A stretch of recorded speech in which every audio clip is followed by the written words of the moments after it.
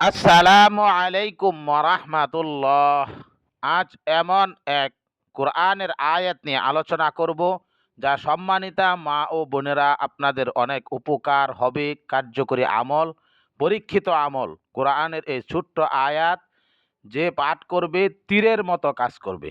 আমলটি করে দেখুন, নিজ চোখে প্রমাণ দেখুন। এ আয়াতের উপকারিতা হলো ওই সকল মা বোনদের জন্য যাদের প্রতি মাসে নিয়মিত মাসিক হয় না। মাসিক হওয়ার সময় তলপেটে ব্যথা হয়, অল্প অল্প মাসিক হয়, যার ফলে বাচ্চা হয় না, যাদের কোনো সন্তান হয় না, তাদের জন্যও এই আমলটি কীভাবে করবেন? 5 ওয়াক্ত নামাজ আদায় করবেন।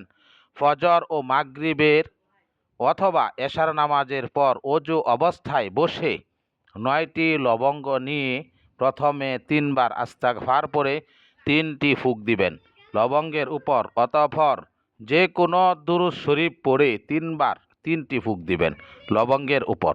অতঃপর কোরআনের এই ছোট্ট আয়াতটি পাঠ করুন 101 বার। সূরা ইয়াসিন আয়াত 58। সালামু কাওলাম মির রাব্বির রাহিম। সালামু কাওলাম মির রাব্বির রাহিম। এ আয়াতটি 101 বার পড়ার পর কিভাবে খাবেন? এই 9টি লবঙ্গ মাসিক শেষ হওয়ার পর সকালে, দুপুরে ও রাতে খাবারের পূর্বে 1টি করে লবঙ্গ খেয়ে নেবেন 3 দিন। অতঃপর অবিবাহিতদের আর কোনো কিছু করতে হবে না। পরের মাস থেকে নিয়মিত মাসিক হবে, ব্যথাও হবে না ইনশাআল্লাহ। আর বিবাহিত বোনদের বলবো, স্বামীর সাথে সহবাস করতে হবে, ইনশাআল্লাহ আপনাদের গর্ভে সন্তান চলে আসবে। আমলটি করার সময় খুব সতর্কতার সাথে আল্লাহর উপর পূর্ণ বিশ্বাস ও আস্থা রেখে আমলটি করুন এবং 5 ওয়াক্ত নামাজ আদায় করে 2 হাত তুলে কেঁদে কেঁদে আল্লাহ রাব্বুল আলামিনের কাছে দোয়া করুন। অবশ্যই আল্লাহ পাক আপনার দোয়া কবুল করবেন।